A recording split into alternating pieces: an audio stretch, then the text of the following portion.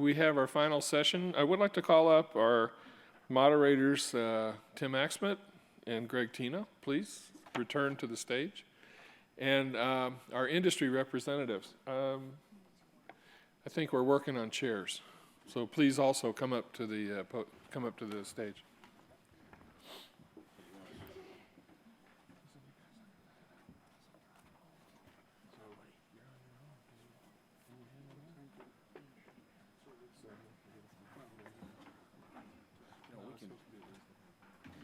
We can stand up here.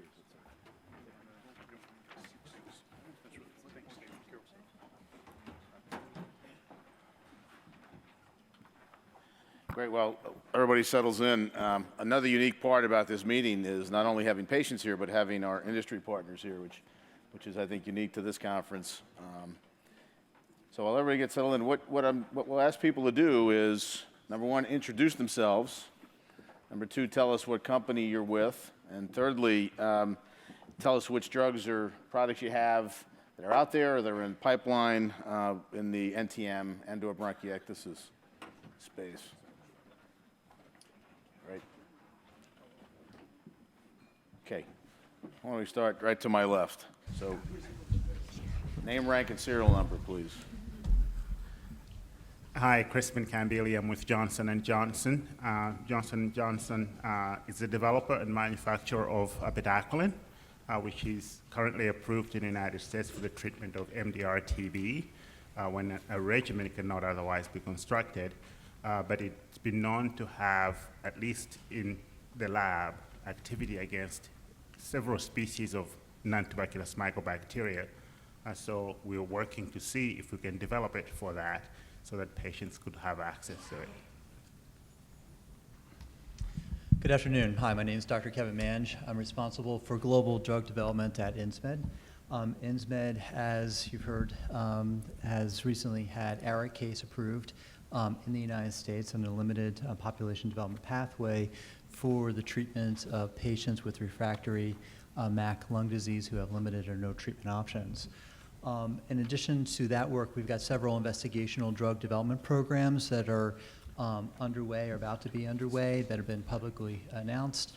That includes our commitment for a study in new MAC infections as part of our conditional approval in the United States. As we also recently announced, we're moving forward with investigational program with Alice in Mycobacterium abscessus, which you've heard quite a lot about today, about that need. In addition to that, you've heard some other disease today about non-cystic fibrosis bronchiectasis, where we have a DPP-1 inhibitor, the 1007, that has recently just finished its enrollment, and we'll have a readout early next year. So we're excited about that and the hope that will bring to patients if we're able to move forward with that program. Also recently announced as we're moving forward with the DPP-1 inhibitor in granulomatous polyangiitis, which is a little bit probably less familiar with people today, but that's also a very rare pulmonary disease as well that we're hoping to move forward with in the very near future. Thank you. Hi, Angela Talley, and I am responsible for clinical development at Spero Therapeutics. Spero is a pharmaceutical company based in Cambridge, Massachusetts. We are entirely focused on development of novel antibiotics. We have a candidate oral agent, new candidate antibiotic for NTM in development. It's currently in phase 1, and it's a novel bacterial gyrase inhibitor, which has a similar sort of mechanism of action to fluoroquinolones, but with a novel target, such that we don't anticipate any cross-resistance. The compound is currently in phase 1, and we're working collaboratively with many of you in this group to move the program forward. Afternoon. I'm Peter Ginsburg, the head of business development for Savara Pharmaceuticals. Savara is an orphan lung disease company. That's all we do. All we do is develop new therapeutics for rare lung disease patients like yourselves. So my role at the company is to scour the universe to identify and then in-license new therapeutics that we can expedite to rare lung disease patients. So Savara right now, we have 2 therapeutics in phase 3. One is Molgradex, which is inhaled GM-CSF, that is in phase 3 for pulmonary alveolar proteinosis, or easier to say PAP. And then we also have our Aravanc inhaled vancomycin, which is in phase 3 for individuals with CF that have MRSA lung infections. Now, we're also studying Molgradex in a pair of phase 2 NTM studies, and we just announced last week that we are moving into the field of bronchiectasis with a phase 2 trial to begin soon, so we're very excited about that. Thanks. Hi, my name is Jessie Heaton, and I am Vice President for Maxor Specialty Pharmacy. We've been serving CF patients, since the early 2000s. Our company is about 100 years old. We focus on the rare and orphan pulmonary conditions, and so we have a team of clinicians and case managers that work to get access for patients to medications, working through the challenges with payers and seeking assistance through foundation support. So we also focus just on the rare and orphan pulmonaries, and most recently part of the ARICASE network through Insmed. As Dr. Philly mentioned, it's not available at traditional pharmacies, so it's challenging sometimes to obtain the assistance for that medication and secure the funding for that. So we focus mostly on that and the eFlow technology that goes along with that medication as well. Steve Lisi, CEO of AIT Therapeutics. We have the nitric oxide product, and we've tested all of our patients using cylinder gas except for a patient at the NIH. We used our generator. So we have treated a total of 13 patients. The last patient we treated was at 250 parts per million for 4 weeks, which is a very exciting thing for us that it was safe, well tolerated. Going forward, we'll be using our generator at home, so it's a little bit of a pause here in moving forward with studies. But we need to do some work for the device to be used at home. We hope that study will get started early next year, and it will be in both abscessus and MAC patients. With funding, we can move on to other infections. We do have some data in Pseudomonas, which is very promising. It seems that Pseudomonas is a little bit easier to treat for us anyway than the NTM. But we'll keep moving as fast as we can. Well, thank you. So first question is, tell us one thing that you would like patients to know about drug and product development, and Jessie, in your case, what you'd want them to know about the challenges of specialty pharmacies and getting drugs, et cetera, et cetera. So why don't we start with Steve, and then we'll work our way back to the front here. I think everybody here in this room knows that the regulatory authorities can put roadblocks up at any time that are unexpected, and you just have to deal with them. So that's probably the biggest issue. I think they do the best that they can, but they might be a little bit behind the times. Sometimes we might be a little bit ahead of them, and they have to kind of catch up to us before we can move forward. So I think that's a big issue. And then for a company of our size as well, with something like nitric oxide in this area, which is completely foreign to everyone, I think, or at least 2 years ago it was, I think it's very difficult to get funding for these kinds of things. It gets quite expensive. It's not just about running the trial, but it's also about running a company and keeping people employed and having operations all over the place to support everything that you're trying to do. So it's a little easier for some of the bigger guys, but I'm sure that they have their challenges as well. Sure.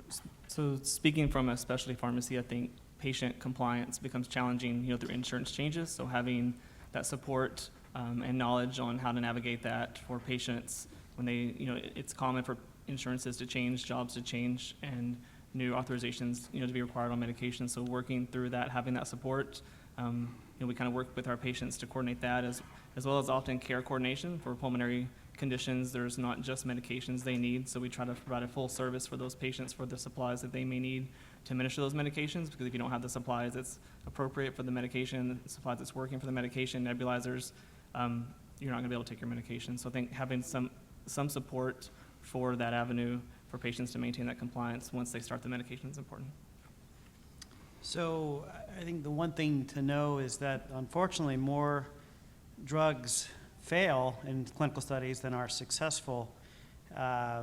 Less than 20% of therapeutics that go into human clinical studies actually make it to market.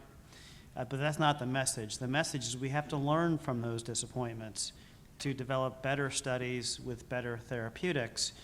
And bronchiectasis is a field where there have been many, many disappointments, and we're working with a number of the experts that have had many, many of those disappointments. And fortunately, those are the folks that know best which mistakes not to make again. So we need to learn from those challenges in the past, and we believe that we can develop a therapeutic for bronchiectasis in an optimal fashion, learning from these studies and by combing through the data from these studies that have failed in the past. So we're optimistic, and we know there's a lot of bronchiectasis patients out there in need, just as there are in NTM, and so we hope to learn from those mistakes that others and we have made in the past.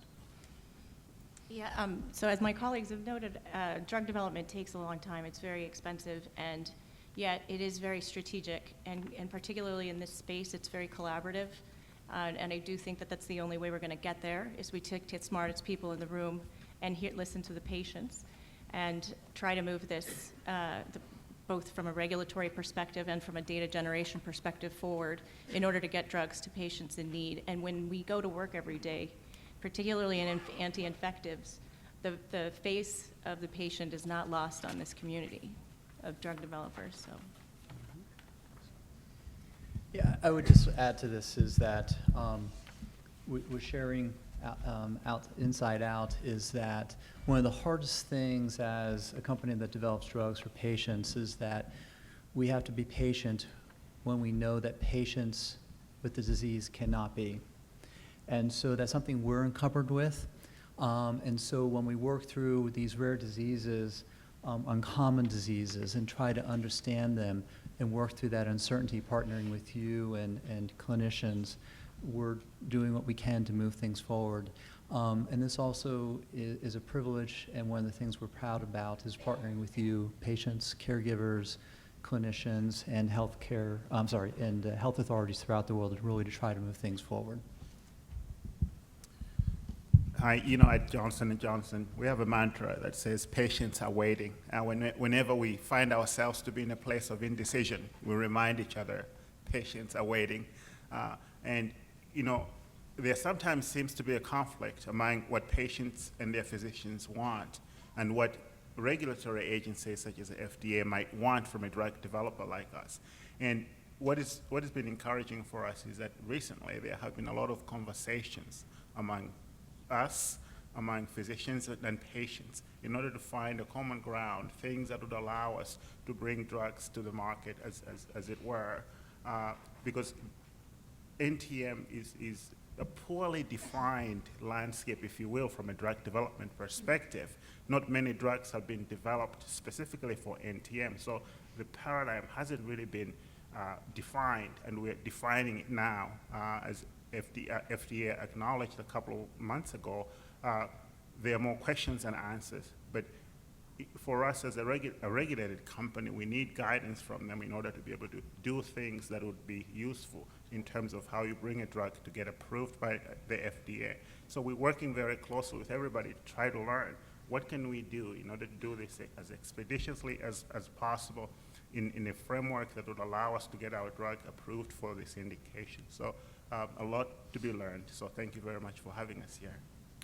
Thank you very much. And I would say as a clinician, we had very special opportunities to be able to walk with our patients and to participate in your care. And for that relationship, we're indebted. It's really a special opportunity for all of us that interact with you and are able to walk that journey, as difficult as it may be at times. For many of us that are involved in clinical, either preclinical or clinical studies, we also have the opportunity, and I would give a shout out to our industry panelists for the support they've given in interest in trying to develop new products to try to move the ball forward. And I guess my proposal at this point is, this is a unique opportunity, and I don't know whether you as a group have access to colleagues from industry in this way. And what I'd like to propose at this point is to have a microphone or two go around the room and see if anybody from the patient group or investigators or physicians has questions for our panelists. And again, this is a unique opportunity to ask about some of those maybe aspects or questions that you've been thinking about, reading about, inquiring about, and it's a great opportunity. And I give a shout out to our colleagues on the panel here. So anyone, raise your hand, and we'll take a couple of questions from the group.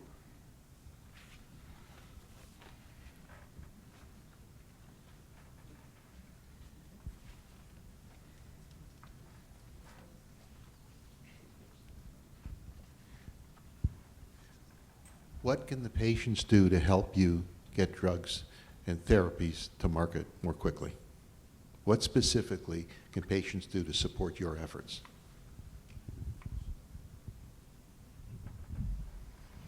I would just say that I think continue to be as strong partners as you have been as we're thinking through what these diseases are like.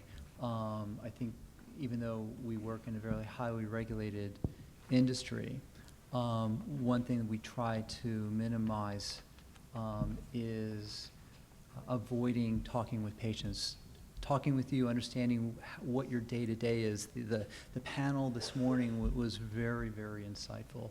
These type of interactions that your NTMir support are so critical. So that really helps us understand where our focus has to be so that things are not so abstract, so we can help health authorities around the world understand the diseases that we're trying to help. So I would just say continue to be as strong partners as you are, and as clinical trials come to fruition, I think someone else has said it earlier today, is please, stand up and participate in those trials and discuss those, with your healthcare providers to see really what trials make the most sense for your disease that you're willing to participate in.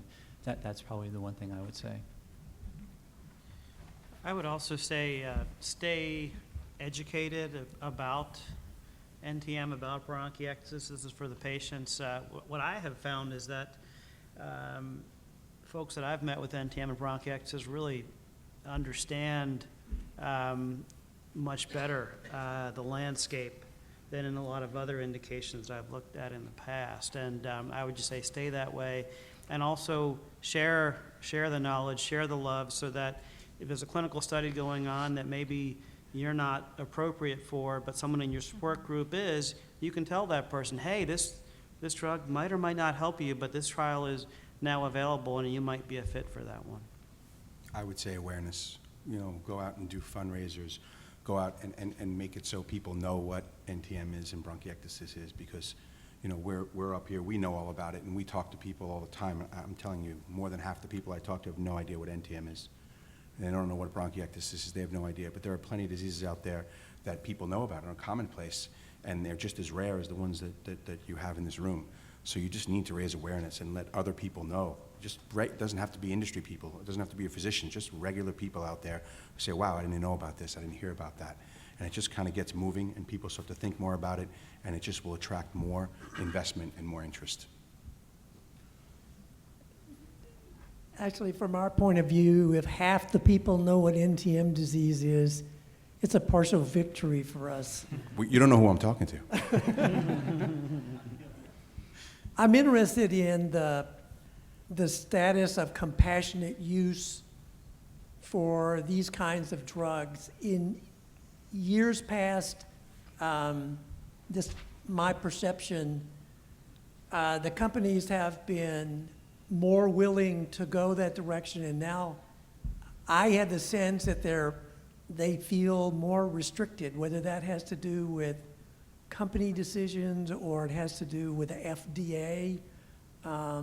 What is the status of compassionate use for these drugs?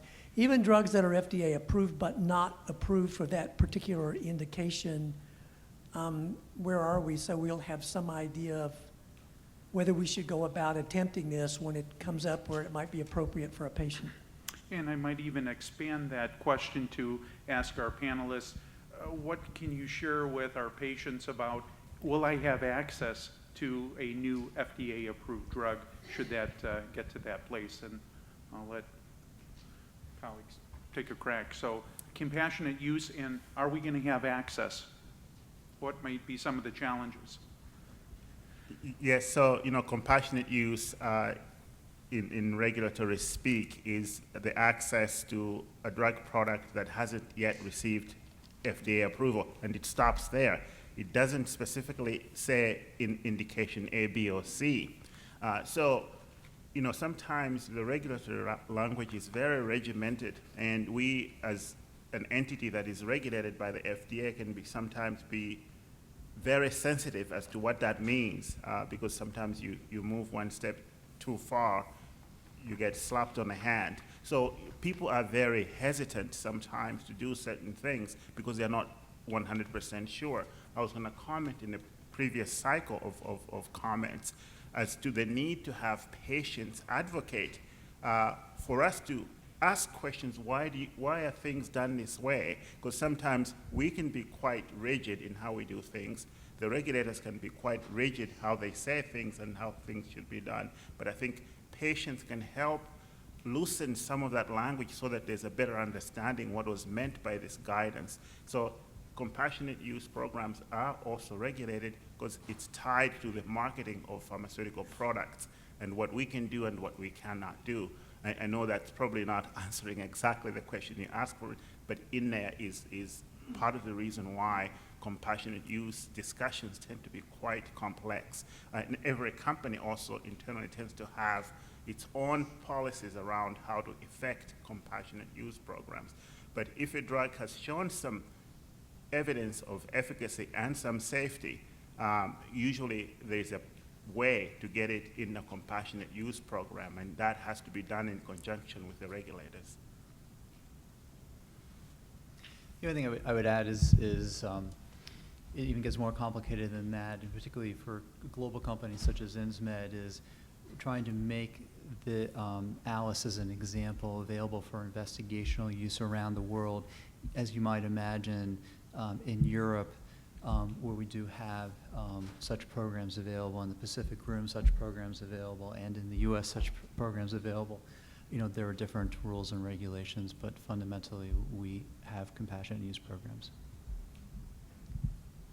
Yeah, and I sort of echo what my colleagues have said, and add that, you know, the implementation and timing of the compassionate use programs is fairly complex.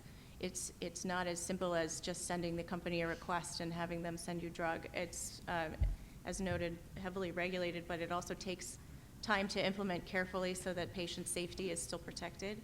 And, you know, depending on the global nature of it, you're not dealing with just one regulatory agency, you're dealing with multiple. And so it can be accessible in one country and not in another neighboring country. And there's also a patient component to that, that, you know, you want to make sure that the patient's needs are being addressed and that we're reaching the patients in most need of the drug. So even once the compassionate use program is in place, the assessment of each individual request is very carefully considered to ensure that it's the most appropriate person in need of that drug.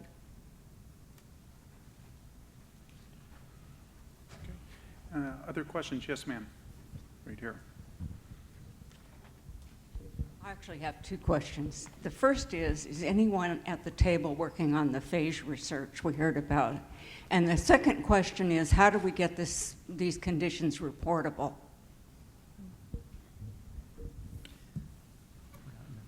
No one does phage so, up here. So Chrispin, Maybe Kambili. J&J does. Well, one of my colleagues at the table we were sitting is actually partly responsible for phage work. A couple of months ago, J&J announced a collaboration with another company to collaborate on the use of the phage technology in respiratory infections. But that's all I can say.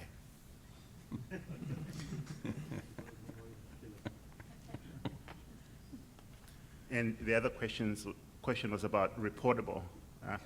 My previous work was actually in public health. I used to work for the great United States government, and the question of public health reporting of diseases is something that should be discussed at that level, at the public health realm, and working with public health authorities and define a paradigm for reporting diseases.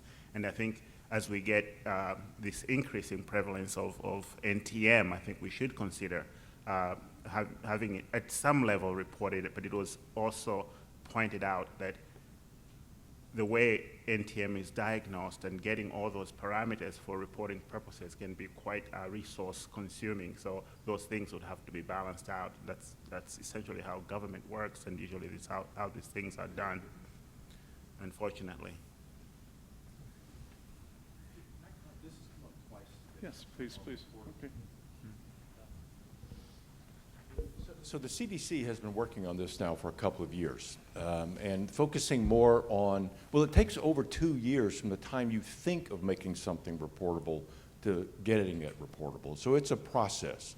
And they have been really focusing more on extrapulmonary, thinking that would be a little bit easier to bite off first. So there are 11 states that report now. And I don't think that that's well recognized. So 11 states report NTM now. I would just say they don't report it very well. But we just found out the 5 counties around Denver are being funded funded by CDC in a pilot project to make both pulmonary and extrapulmonary reportable. So it's going to be, I think, a couple of year project. But the idea, it's a sentinel site to try to report it in one area of the U.S. and I think there are other sites also. So I think there is movement to get there. Okay, and I think in the interest of time, one more question. Anybody? Patients? Mary, yes, ma'am. With the current, somewhat recent failures of some of the bronchiectasis drugs, the FDA didn't approve 2 forms of inhaled Spero. And there's been other for non-CF bronchiectasis. So I guess this is sort of a 2-part. Have any of you talked with the FDA? I know the FDA's had some meetings about changing what the expected outcomes measure should be. Have you guys talked with the FDA about any of those ideas? Is anything moving forward with either delineating the types of disease groups within the bronchiectasis, or even some of the extra things that go along with it? So for example, like I just kind of wonder there's some talk about, say, severity of disease being a factor, and things like airway clearance. Does that improve an outcome with the drug? So. I'll speak to this. So, as I mentioned, particularly in this disease area, we've been increasingly collaborative across the board, including with the regulators. And about a month ago, there was an FDA workshop for NTM that included many members of the academic community in this room. And it was an incredibly productive discussion where we focused on exactly what you're talking about in terms of how to translate microbiologic outcomes to better capture clinical outcomes, and how to select specific clinical endpoints that would reflect a treatment effect for the drug in developing a new agent and kind of moving the field forward in terms of rational clinical trial design. So I think the agency is very interested in working with the industry representatives currently right now in order to figure out the best approach. There currently is no specific FDA guidance for the treatment of NTM, and they're working on developing this in collaboration with a number of people in this room. So I think it's a moving target to some degree, but the motivation, the discussions are happening, the motivation is there. I think it's been favorable most recently. So. And Could I? I'm sorry, I just wanted to quickly add to that because I was at the workshop with Dr. Talley. The FDA is also very committed to working with patients and patient groups, and that's been my experience, especially over the last 6 months. The divisions that we're working with in particular, dealing with the anti-infective products, are dealing with patient engagement on a level that I'm not really seeing as much of that in other divisions. So I think we're very fortunate that they've really embraced that. And in addition to guidance to developing sort of disease-specific guidance documents, the FDA is also working on 4 guidance documents for patient-focused drug development. as part of a multi-year initiative that's been funded, which, our disease state has also benefited from as part of our PFDD initiative. So we've been very fortunate, and I think that should be recognized as well, that we're now working with a division that is really making enormous effort to understand this disease and the challenges of developing therapies for these patients so that they can help move it forward. They really do want to see therapies succeed in this area. And just in answer to your question, then from our point of view, it's even more complicated when we move towards different mechanisms of actions. And as you saw Dr. Flume's presentation this morning, this afternoon, around inflammation as part of non-cystic fibrosis bronchiectasis, so the DPP-1 inhibitor as an investigational agent is looking at that mechanism. So next year we would anticipate, based on our phase 2 data, having more in-depth conversations about what those endpoints would look like via that mechanism of action as alternative to inhaled delivery of therapies for non-CF bronchiectasis. So, there is active engagement, and we fully expect that next year there'll be even more so. And I think the challenges in bronchiectasis have been, what's the patient population that you select, and then what's the proper endpoint? Those are two of the biggest challenges that have been faced in clinical studies that have been mixed in terms of results to date. And I think there's growing consensus around what the right endpoint is, and there's been a number of studies that have evaluated data from previous studies to help us determine what the right patient population is. Because I think there's a sense among a lot of the clinicians that we speak with that some of the drugs that have not worked out in clinical trials were actually probably effective, it just wasn't the right study. So if we can do the right study with the right drug, we can get there, and we're optimistic that'll be the case. But the other thing is that we're all up here, we're not really competitors because unfortunately in NTM and bronchiectasis, you've got one NTM approved drug and none in bronchiectasis. So it's not as though we're competing against 5 therapeutics that are already out there and approved, right? So ultimately, it's possible that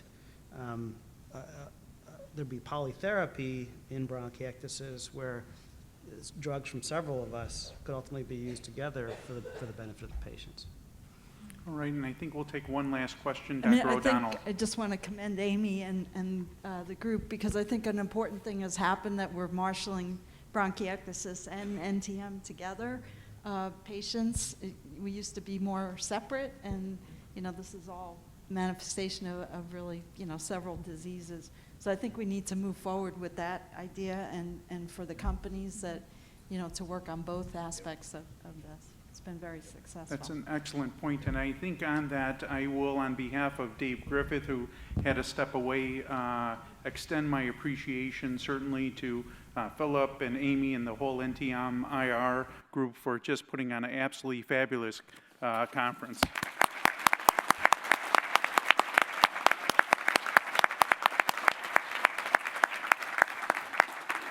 As a housekeeping issue, for those of you that do need CME credit, make sure you fill out your forms, drop those off in the backs.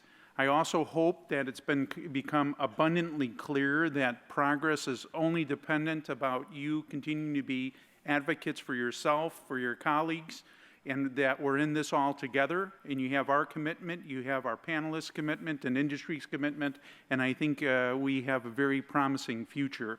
So with that, the posters and exhibits will be open till 6, so we still have some time to socialize and connect. And I want to thank everyone for having the effort and the time to come and spend the day with us. And I hope you've had a great day, and we'll be around for other comments. So thank you very much. Thank you.